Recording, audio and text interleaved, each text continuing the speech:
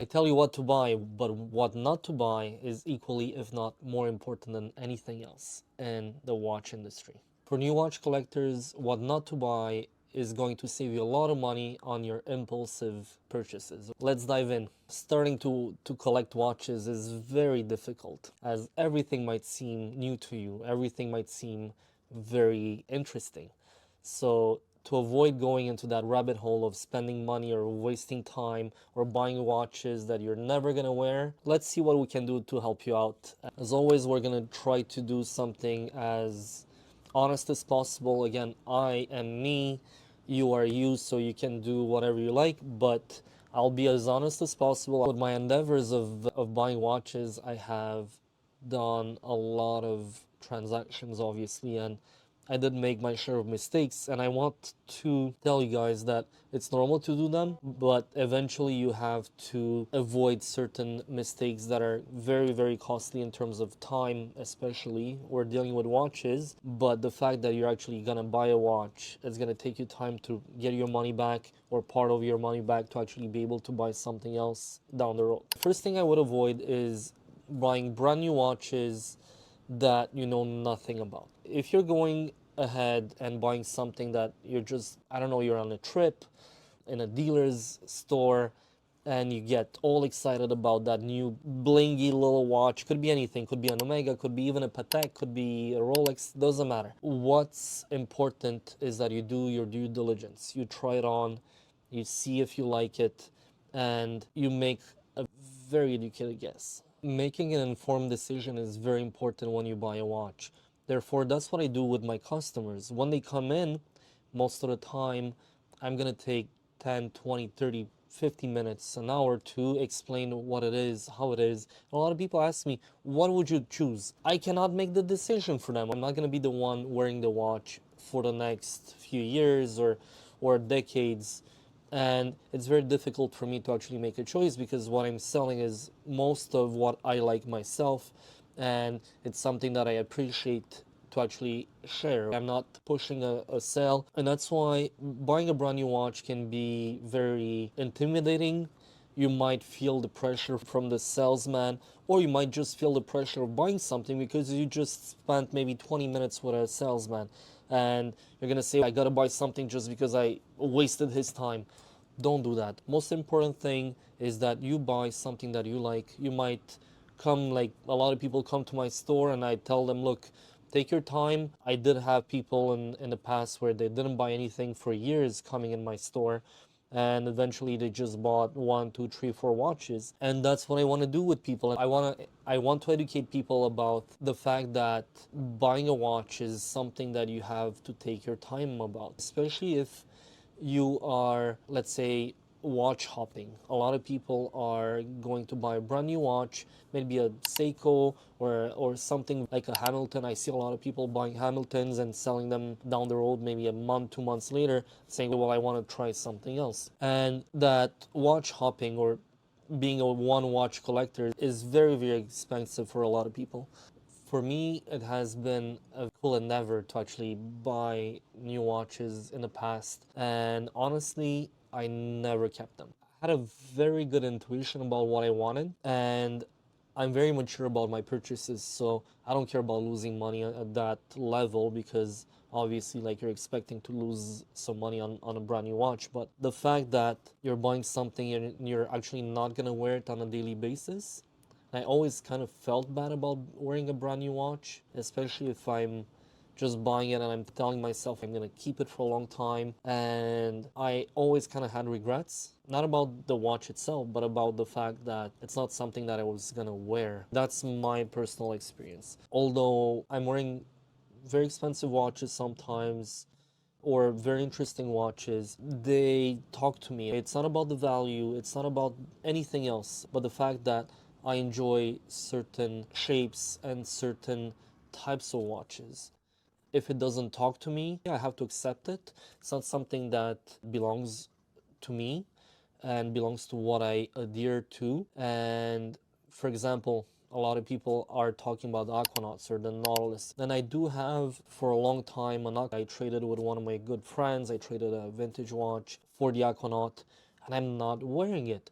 So that became a bit of a problem because although I liked the watch and I liked the watch way before it got all exciting and whatnot, I promised my friend I would never sell it. So I ended up keeping the watch because of the promise. But it's not important in terms of a watch that I can wear just because the bracelet doesn't hug my wrist the way I like it to be, and it always feels way too big for what it is. Even though the watch is proportionally perfect, I hate the bracelet. The bracelet is just horrible. And it's not about talking about aquanauts or whatnot, but that's just one of my examples where even though the watch is very exciting to a lot of people, I find it extremely interesting on pictures, extremely interesting when I look at it. But as soon as I have the watch on my wrist, I'm like, it just doesn't belong there. So that's how you have to feel about your watches. If you do make a purchase, always do a lot of research before. Always do your own due diligence. If you do know a bit about a model, the salesman is going to be more indulgent with you. They're going to be a bit more cool. He's gonna know that you know what you're talking about. You're not just gonna be like, I want to flaunt my money and I just want to get rid of my money to buy that watch, and that's all I care about. So don't be like that.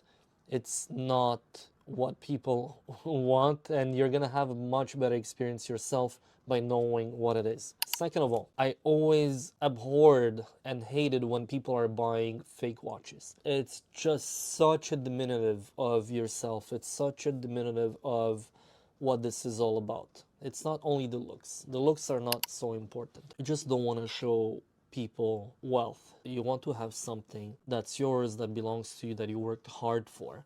If you're cutting corners, especially for a vintage watch that's a Franken watch or a fake watch that's a brand new Daytona or whatever you want to buy, I have no idea what you're looking for. But if you just want to show off that watch, the problem is you are diminishing the quality of your life. It shows you're superficial. It shows how little or nothing really matters other than showing off your supposed wealth or showing off that you know anything about watches. And I can spot fakes in most cases. I'd say people come to me and they're like, hey Chris, I want to authenticate this watch, and I was given this watch by my friend, or it was an estate, or I always hear that estate story, and the people are not even literally, they're not even opening the watch box like this in front of me, and what happens is that in 2 seconds I'm like, the watch is fake.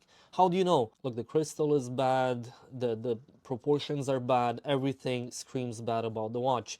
Would it be like a Nautilus, which I see a lot of them, Submariner, I don't know, the same classic Datejust that I see on pictures all the time or in person, and it's really horrible. They're not even close to the original thing. Even if you buy something that's more expensive in the $500, $800, $2,000, and there are guys out there on YouTube that are doing videos about chasing those fake watches, I think even there, the quality is very poor. As soon as you try to open the case back, even though a lot of people don't talk about those little details, the case back is so hard to open on some of them. The machining is terrible. Even though the movement from far looks like a Rolex, but then the balance wheel is wrong. All the screws have defects.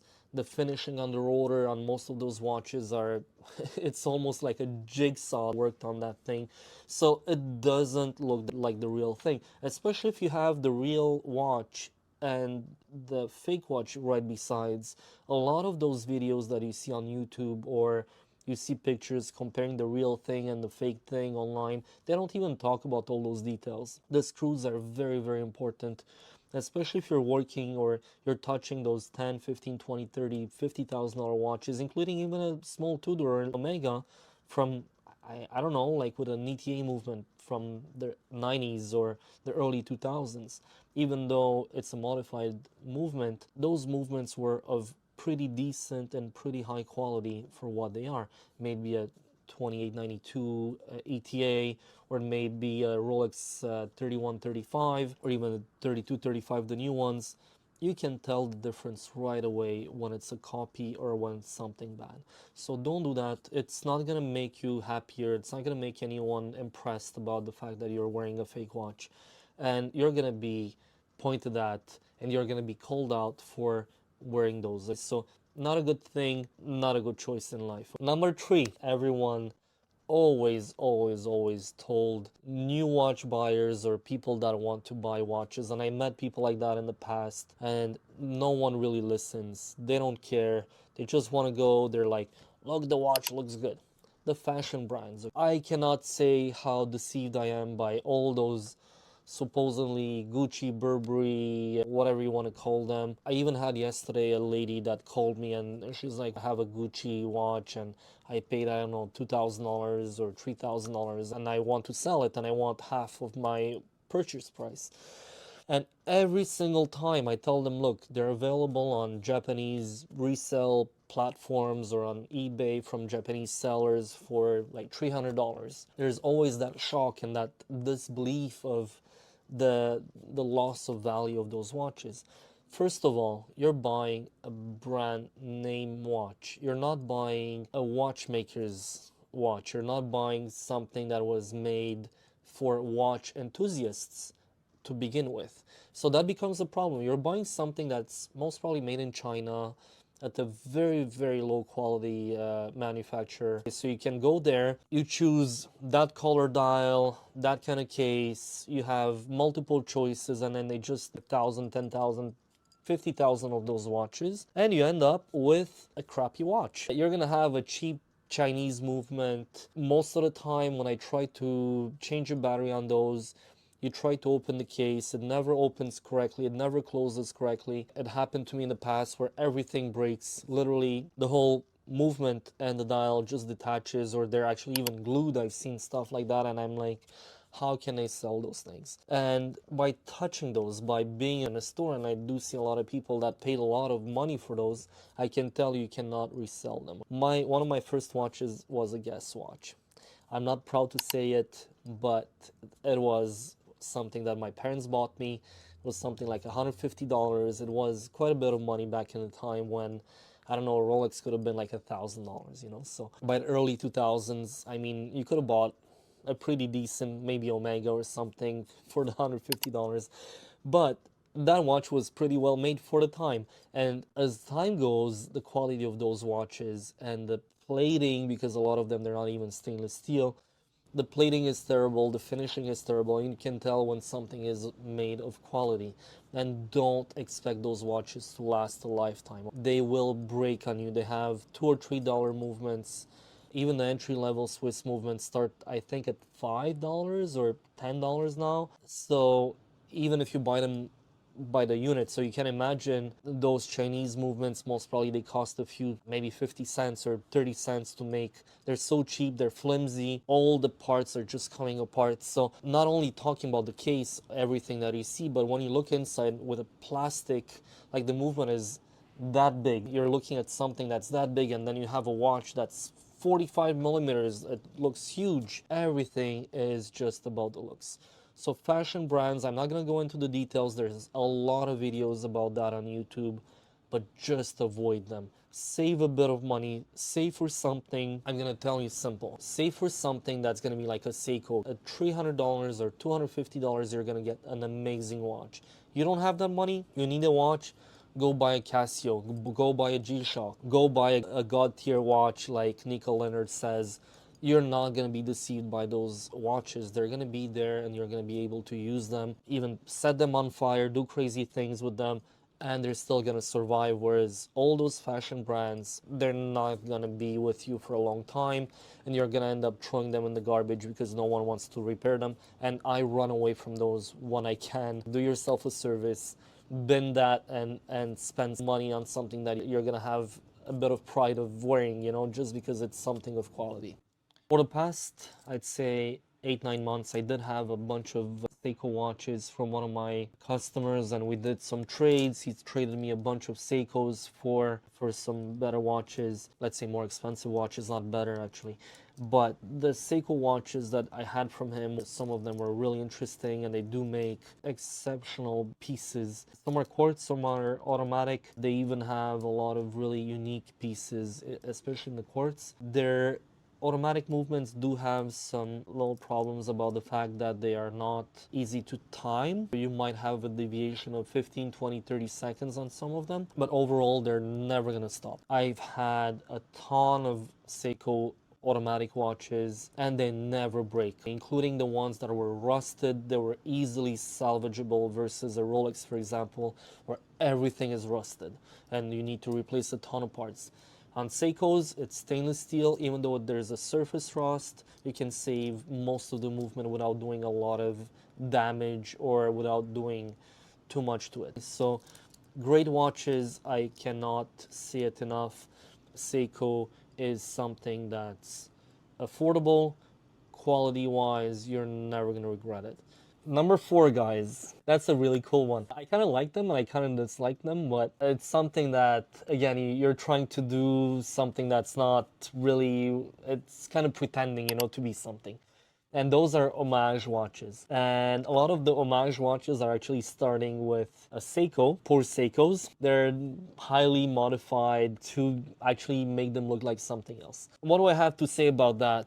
Look, I do respect Seiko again for what it is, for the quality of pieces that they are. But I wouldn't go as far as actually buying a watch, modifying it. It's like trying to buy a Honda Civic and make it look like a Ferrari. It's never going to be a Ferrari. Just adding exterior plastics underneath, it's still going to be the same shit car. I own a Honda Fit myself. It's modified and whatnot, but it's nothing else but a Honda Fit, you know what I mean? So exterior wise, it still looks the same, but you can modify it, you can do whatever you want, have fun. I do have a lot of fun with my car, but it's the same thing with those watches.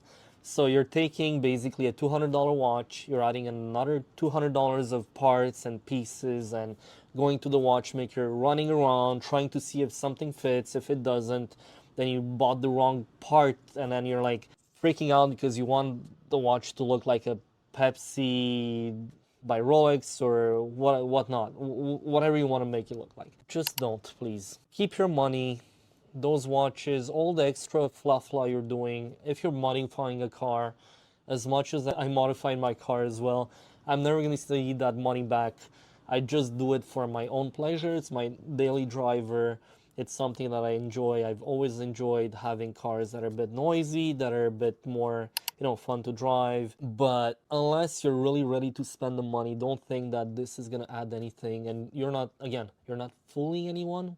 You're not actually wearing a Rolex, you're still wearing a Seiko. The watch is exceptional to begin with. So you're buying something like an SKX for $200, $300, $400, $500. Keep it as is, please.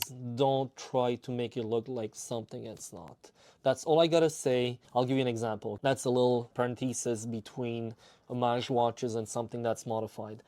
So let's say you're going to take an Explorer 2, like a 16570, and you're going to have a rotating bezel or the whole assembly. So you're going to have the retainer, you're going to have the click spring, you're going to have the spacer, and then you're going to have the bezel and the insert. So you'll have those 5 parts. You can put them on the same case as a Explorer 2 16570. So you can just interchange the parts. They're gonna fit there. It's the same case. It's the same thing. I did it before just for the fun. And it's something that you can do. It's something that's possible to be done. If you do that with the Rolex, you have the parts, it's all original parts, they interchange. I did it, it works. Do it for the fun if you like. Obviously, it's more of an expensive type of play around or modification on a watch, but in general, it's not something that I suggest to anyone. A lot of people have been doing Frankenstein watches or modifications on vintage watches for reasons that are monetary, to try and make more money or scam people. But in general, Homage watches are just intended for the fun. Keep it fun if you want. If you're doing it for yourself, good for you. But again, a Seiko is not going to be a Rolex, and a Seiko is not going to be anything else but a Seiko. It does what it's intended for. It's a workhorse. It's a great watch. Movements are great. The build quality is amazing, and you have a lot of parts to play around with. But keep in mind it's just for the fun. So don't expect to get anything more out of it than what you originally paid for the watch before modifying it. The one watch that's also being modified a lot, or a lot of the Seikos are trying to replicate the Seamaster. This is a quartz one. We actually have it on the website. So the Homage, there's something that's pretending to be an Omega. Even though this one is quartz, you're gonna have certain quartz Omegas fairly cheap. This one is a bit more expensive. It's a newer reference. It's a 2012, but if you can find an older one, you're gonna find them a lot cheaper. And obviously no box, no papers, depends on condition overall. But I'd say those watches, you can find them for under $2,000 Canadian. And for that price, it's not worth modifying a watch, and it's gonna cost you maybe $400, $500, $600, $700 Canadian to modify a watch, when you can actually buy this for almost double. I know it's a bit of a stretch between, let's say, $500 and $1,500, $2,000, but you're better off buying this than something that's, of lesser quality, of something that might look alike, something that's much more valuable. Now, I'd like to talk about skeleton watches. You have different levels of quality in watches, and a lot of people are talking to me about, oh, those watches that are, you see through them, and I can tell right away when people talk about watches in this way. I already can tell that they don't know a lot about watches. So they're really impressed by the fact that, yes, you see through movement, and their hand or machine chiseled. Have those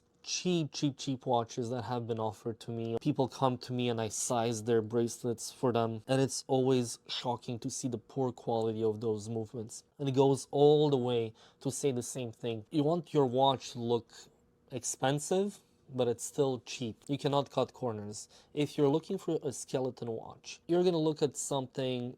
I know that Universal Geneve used to make some skeleton watches back in the 70s and the 80s, and those were kind of the entry level, kind of really good looking watches, really classic watches. But today's equivalent of like $300, $400, $500 watches are terrible. You don't want to spend that kind of money. Don't buy the looks, especially if you don't know that those watches are cheap or they're not gonna last. A lot of the times those movements are, again, made in China. They're mass produced. There's 50 different brands using the same movement, and they're cheap as hell. You're not gonna even get maybe $50 for those $400 or $500 watches that people are selling, and they're just making up new brands and new models every time. Don't buy those. If you want the skeleton watch, you're gonna end up spending 4, 5, 10, 15,000 on something good, if not even more. If you go with a Breguet, if you go with an AP, Patek, you're talking of, in certain cases, of hundreds of thousands of dollars, if not even more, if it's a pièce unique or unique watch. So just don't. Again, it's all about you spending your money in a very intelligent way. You're not rich enough to buy cheap stuff. So what that means is that you're gonna end up spending so much money on pieces that are so cheap, they're not gonna last your lifetime, and you're gonna end up going into that wheel. You're gonna run after your money to actually buy those cheap things all the time. Don't buy cheap shoes, don't buy anything else. Same thing with the skeleton watches. Don't buy them unless you really have the money for something of quality. And that's it for the skeleton watches. Just be careful, do your due diligence again. It's the most important thing, and don't just fall for the looks. We're gonna go with the smartwatches. Smartwatches are cool. You can have some $30, $50 ones, I'd say around there. Count your steps with them, you can count your calories, you can do a lot of stuff with those. Those are cool, you can use them for sports, but I mean on an everyday basis, to actually look at your watch every time someone is texting you and just touching that screen, and I see that, I'm like, how can you live like this? You already have a cell phone that's attached to your body all day long. Now you're just adding another thing that just beeps at you. For me, smartwatch it's a no-no unless it's a tool, unless you really need it for sports or for something that's really tracking down what you're doing and it's part of your everyday life. Go for it, no problem. But for me, smartwatches, if you're spending $1,000 or $2,000 on I watch or whatever it's called. It's just a waste of money. Also, what bugs me the most is that those watches have to be charged every single day. And what's the point of having a smartwatch when it's not that smart and you have to actually handle it every single day and be attaching it all the time to your body and beeping at you all the time? I just find it extremely annoying, and we already have a cell phone that just keeps on beeping all the time, and that just keeps us, alerted all the time. So smartwatches, no for me. Don't go for that unless you really need one. That's all I have to say. Nico, this is for you, number 7. Nico hates Hublot, and I have to make my point, okay? Hublot is just such a failure in the industry, not because it's a bad brand, but they're overselling their watches, a bit like I did the video about Tag Heuer, and if you want to check it out, go have a look on our channel. Hublot is a bit the same thing. It's not bad, it's just too expensive. You're buying something that you're actually spending so much money for a brand that's trying to do what fashion brands are doing. For cheap watches, you're buying something in the high-end pieces, but you're spending big bucks on something that has a Sellita movement that's costing $200, okay? So those movements, imagine if I buy one movement, it's costing me $200. Imagine if Hublot goes to Sellita and they tell them, hey, I want to buy 100,000 of those movements. What's the price of those movements? Maybe $75, $100? I have no idea, but on volume, obviously, you're going to get a much better price than me going to buy one single one of those. So you can imagine the fact that you're paying a bit like on a tag, you're paying $5,000 on a tag. Now you're buying a Hublot and you're thinking about buying a quality piece ish, but you're spending $15,000 or $10,000, and then you look at the movement and you're not impressed. That's why I was talking about independence. You can go to an independent watchmaker, or you can go to a brand like, I have it right here, you can go to the Girard-Perregaux. This is the titanium diver. It's a bit of a bigger watch, but I just wanted to pull it out. I have this on consignment from one of my customers, and that's the Laureato Absolute. Very nice watch. In this case, we have it on the website, so nothing of this screams cheap. From the dial, from the fact that the integrated bubbly, it has a bit of a bubble, the crystal. It's very well integrated. Bracelet is very, very well integrated as well, and you have a perfectly adjustable clasp. You have it right here on the inner side. No one does this. It's super cool, and I find that you have a very good watch for under $10,000 Canadian, and that's something that Hublot was never managing to do.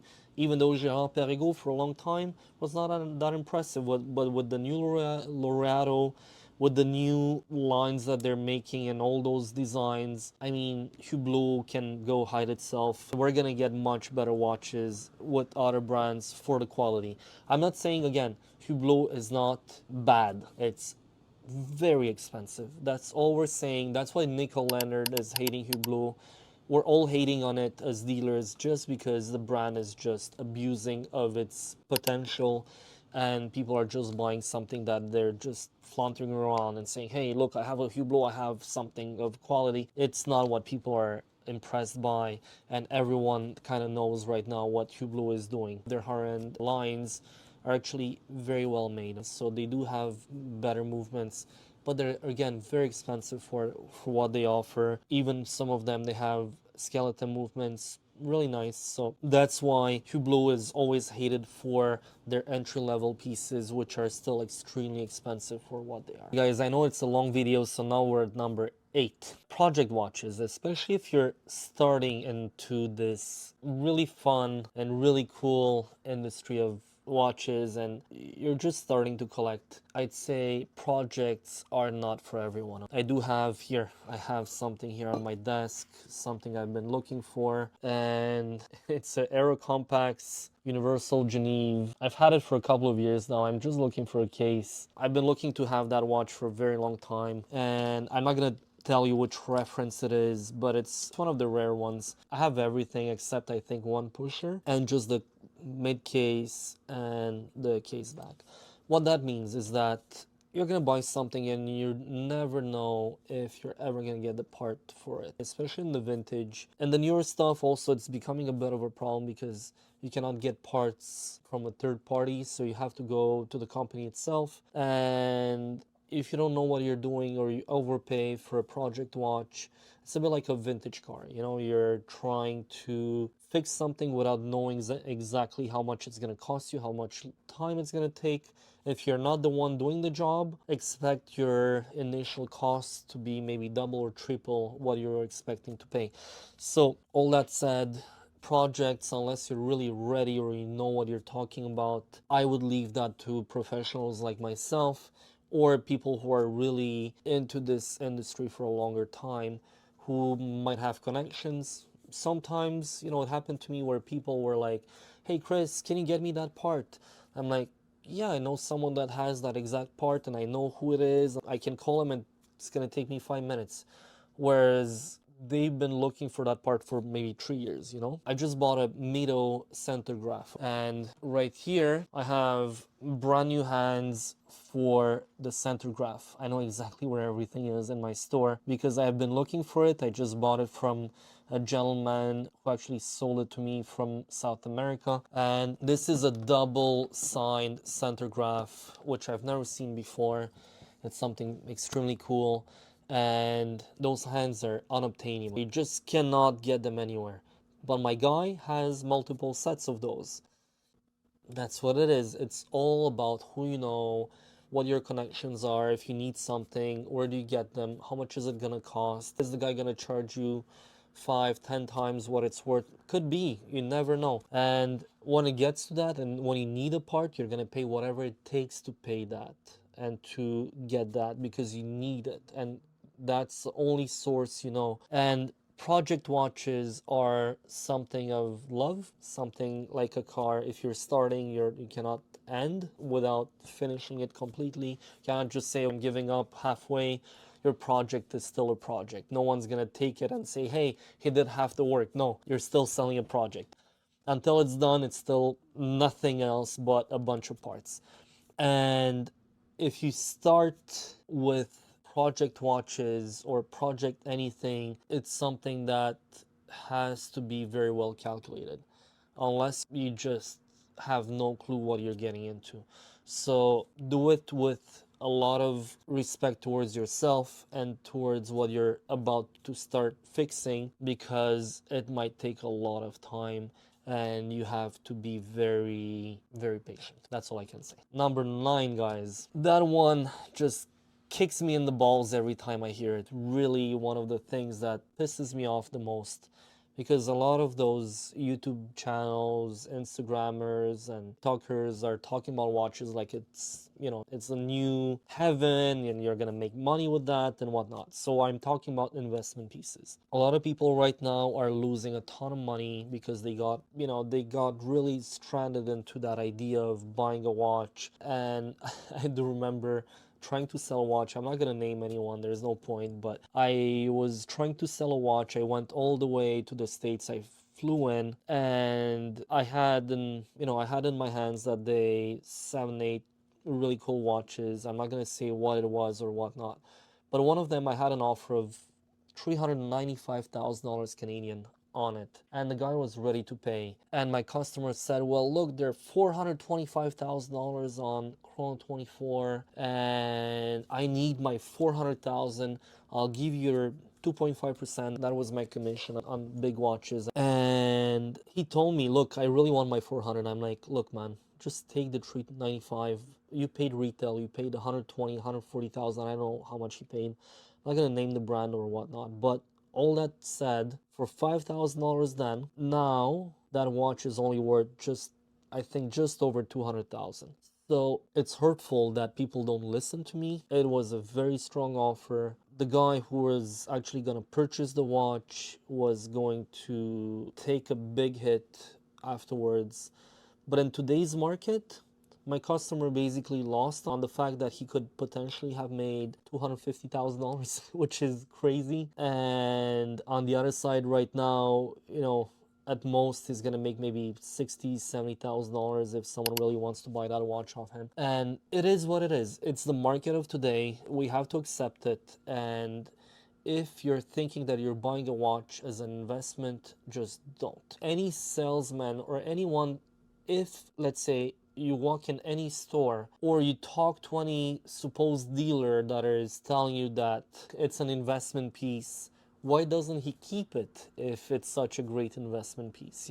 What do they have to sell you the piece, like telling you you're gonna make money on that? Why doesn't he keep it if it's such a great and perfect way of making money? Because it's not. They're liars. They don't know what they're talking about. And I'm not talking about a watch where you're gonna buy for 20 grand and you're gonna lose a couple of grand, whatever, you're losing 10%. It's a luxury good. It's intended actually to make you lose money. It's actually the money that you have as a disposable income.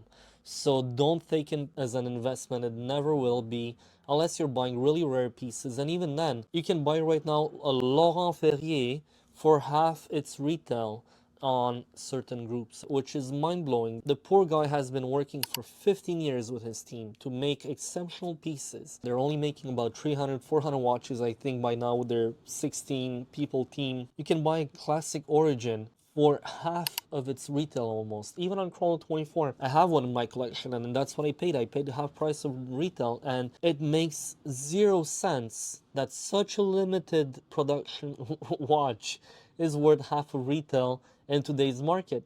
And it's something that's produced today and that's a year old or 6 months old, and you cannot even get 80% of what you paid for. Makes no sense. What this means is that people are going towards trends and they don't realize what they're missing out on the market. It doesn't mean that this Laurent Ferrier is not going to be worth more maybe in the future, because people will finally realize what great watchmaker he was and what great company it is. But you have to think about the fact that in 15 years, that brand made less than 5,000 watches. Patek makes over 60,000 watches a year. Rolex makes over 1.2 million watches a year. If you're talking even Cartier, except the vintage ones, if you're looking at the new ones, they make hundreds of thousands of watches. Omega, I'm not even going to talk about those. So if you look at the quantity and the quality of the pieces that you're getting for such a low price versus what people are going to pay $30,000 Canadian for a Pepsi GMT, or very close to it. Right now it's a bit lower than that. It's maybe 26, 27,000. But you're buying a mass-produced watch that's costing maybe less than $1,000 to produce, or about that. We're talking just production line. And you're actually buying a Laurent Ferrier for cheaper than that or about the same price. It makes no sense to me that this is where we got to, especially today. And that's why a lot of people are going towards the vintage Cartier in the Piaget, because they finally realized how rare those pieces are. And I hope you guys are also going to realize that you can buy very exclusive pieces that you will know about. No one needs to know about them. And they're still very expensive. They're still very well made. They're quality pieces in terms of craftsmanship, in terms of the fact that they're produced in very limited quantities. And when those guys are going to disappear off the market, Laurent Ferrier, I think he's 78 years old. Those guys are not getting younger. And the fact that they are master craftsmen and they're doing exceptional pieces for the prices that they're available onto the market right now, it's mind-blowing. So you can really do well by buying much better pieces that are half price, or even sometimes you can save up to 60-70% and still get something that's much better than a boring Rolex that everyone wants. And that's concluding today. Just buy something that you like. Buy something with your head. Don't get fooled by people telling you lies and trying to sell you something. I'm not a salesman. I'm just telling you what the watch is, and you make the decision. And I'm not trying to bring you to me. I'm no one else than just a watch lover. I'm just making a living out of it. But I'm trying to do it with a lot of passion and a lot of love for what I'm doing. And I hope you guys are just going to learn from me as much as I've learned over the past 25 years. If you can, please tell me what your biggest regret or what your best watch purchase was in the comments. I will talk next week about something that's really close to me and that's always surrounded me and will keep surrounding me over the years, and that's the memorabilia. You see in the back I have a lot of cool things. A lot of things are Rolex, a lot of things are from different brands, so that's really something that's been part of me and I love, just because it's something that's very personal. And memorabilia is something also that's very indicative of what you like and what you're about in this industry. So I have a lot of fun with those things, and I cannot wait until next video to share it with you guys. It's something that's been on my mind for a long time, and I will always talk about stuff that's really close to me and close to my heart, stuff that I really enjoy doing. Have a good one.